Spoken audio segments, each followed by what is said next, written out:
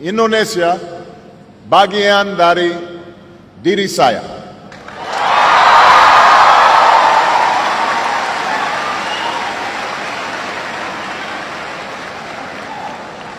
I first came to this country when my mother married an Indonesian named Lolo Sutoro. And as a young boy, I was coming to a different world. But the people of Indonesia quickly made me feel at home. Jakarta looked very different in those days. The city was filled with buildings that were no more than a few stories tall. This back in 1967, 68, most of you weren't born yet. The Hotel Indonesia was one of the few high-rises, and there was just one big department store called Sarina. That was it.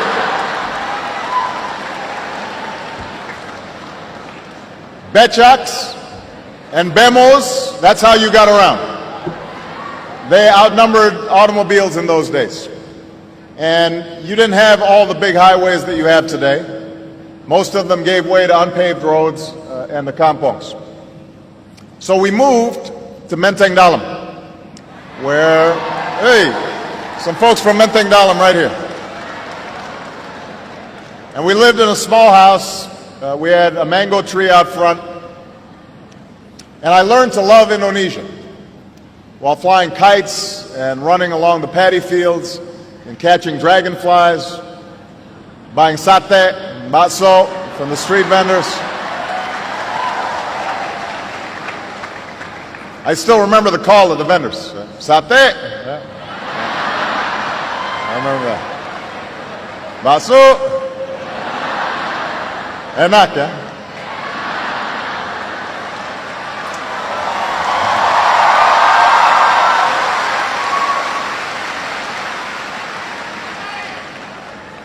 But most of all, I remember the people.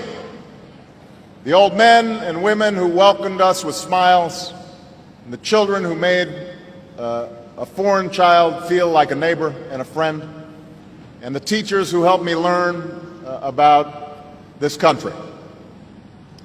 Because Indonesia is made up of thousands of islands and hundreds of languages, and people from scores of regions and ethnic groups. My time here helped me appreciate the common humanity of all people. And while my stepfather, like most Indonesians, was raised a Muslim, he firmly believed that all religions were worthy of respect. And in this way,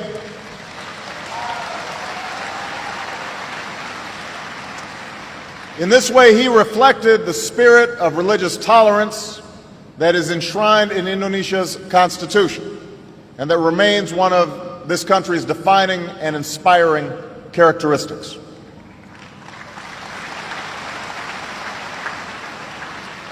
Now, I stayed here for 4 years, a time that helped shape my childhood, a time that saw the birth of my wonderful sister, Maya, a time that made such an impression on my mother that she kept returning to Indonesia over the next 20 years to live and to work and to travel and to pursue her passion of promoting opportunity in Indonesia's villages, especially opportunity for women and for girls. And I was so honored. I was so honored when President Yudhoyono last night at the state dinner presented an award on behalf of my mother, recognizing the work that she did. And she would have been so proud because my mother held Indonesia and its people very close to her heart for her entire life.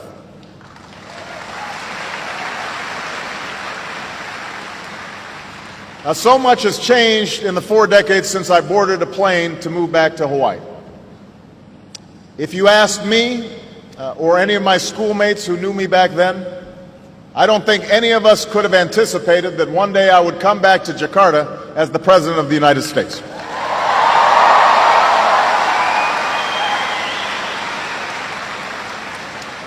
And few could have anticipated the remarkable story of Indonesia over these last 4 decades. The Jakarta that I once knew has grown into a teeming city of nearly 10 million, with skyscrapers that dwarf the Hotel Indonesia, and thriving centers of culture and of commerce.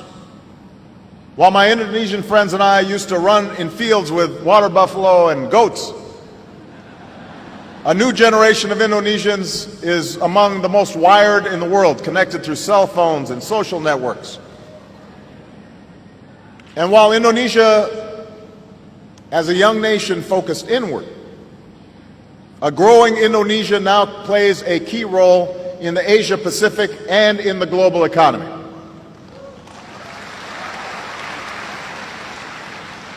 Now, this change also extends to politics.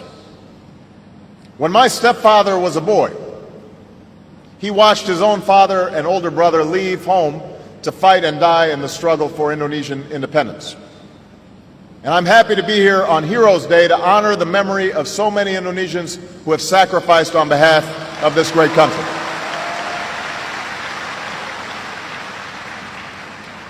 When I moved to Jakarta, it was 1967, and it was a time that had followed great suffering and conflict in parts of this country.